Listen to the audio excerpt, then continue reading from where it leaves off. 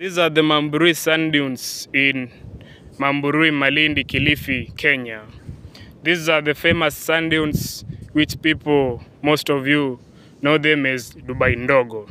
Dubai Ndogo is a place in Mamburui, Malindi, Kilifi County. Okay, these dunes are formed as a result of sand soil. Those who went to school, you were taught about types of soil: clay soil, loam, and sand. So this is sand soil, and these are dunes formed of sand soil. This is a place in Mamburui where the Indian Ocean, the famous Indian Ocean, meets the Sabaki River.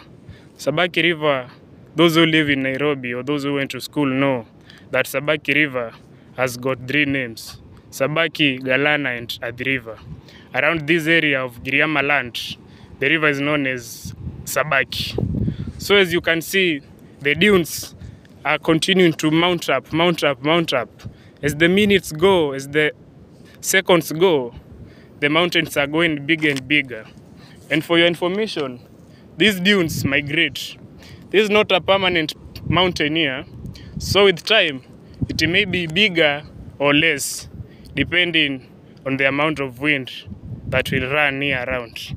So guys, this is a very fantastic place that you can visit. Yeah, it's a good place, but very hot. The place is very, very, very, very, very, very hot, but the place is fantastic. It is just around the ocean, so if you love swimming, you can as well swim. It's a place that you can visit with your family, friends, and even a surprise. You can bring your lover here, or even your mom, dad, and even you can shoot songs here.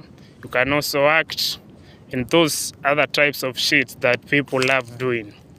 So, if you want to visit this place from Nairobi, if you are a Raya, Raya I mean a normal citizen. From Nairobi, you can take a bus, either Mashpoa, bus car, or even you can use the train.